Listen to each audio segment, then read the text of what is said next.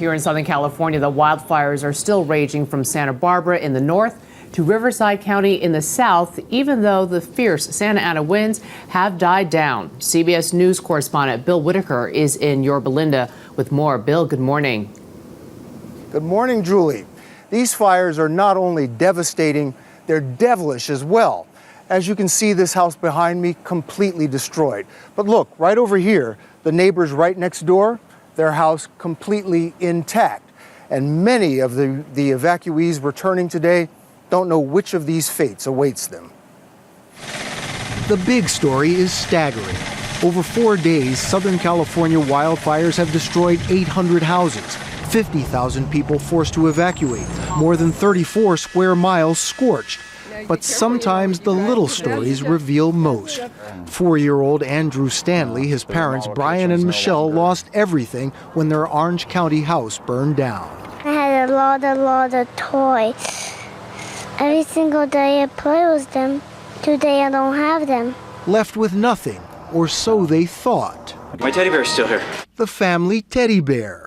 It first belonged to Bryan's mother and survived the World War II London Blitz, and now the Anaheim Hills firestorm of 2008. Not even burned. My whole house is gone, but the bear's still here. North of LA in the San Fernando Valley, a fast-moving blaze burned down 500 houses in this mobile home park. We had a horrific incident for the residents of this community. What you see is a devastation that I've never seen. I know. The hardest thing is the loss of my baby's nursery and all the memories, and I didn't have time to even get out. With fires still raging north and south of LA, 20-year-old Dylan Fowler is still in shock. His family's home burned down Saturday. I feel like empty and just like don't really know where to go. They lost their house, but not their hope. Now, the firefighters are getting their wish, although there are still 3 fires still burning, including the big Plaza Rita fire just north of Los Angeles. The devilish Santa Ana winds are dying down today, which should allow the firefighters to get the upper hand.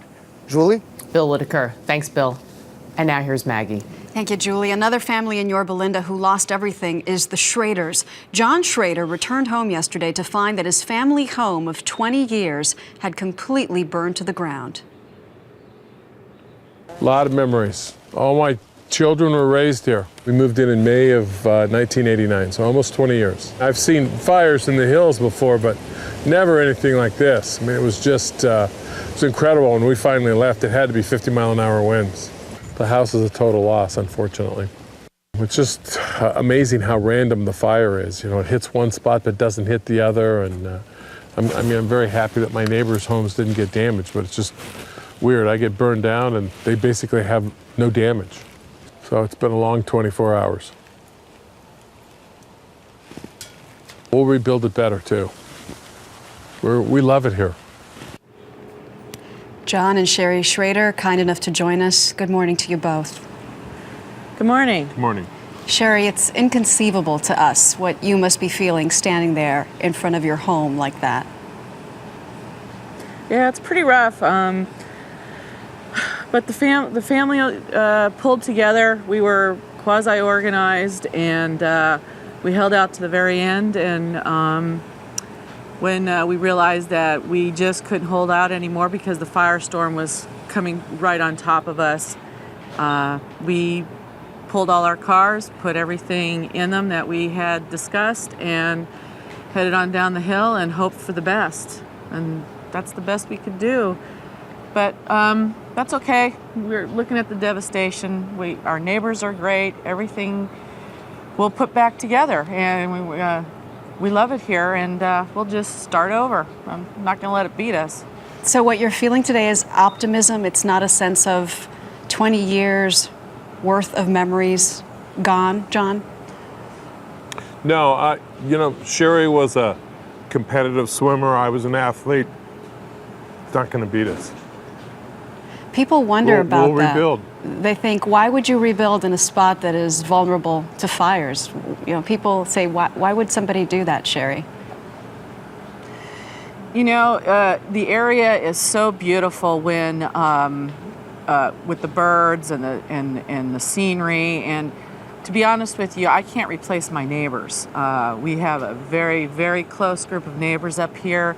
They're wonderful, and we all stick together. My one neighbor, God love him, came back up the hill, snuck up here because we did not have any firemen. We were on our own up here, and he had just finished building his home, and he tried to save ours. There was no one, and he finally found a fireman that were coming up the road, down the road, fighting another house that had totally burned down, and he begged them. He begged them to come save my house, and that's why we're staying. All right. Well, you know, you can't replace neighbors like that. Yeah. I can see how emotional this is, and we thank you so much for joining us, John and Sherri Schroeder. We wish you well.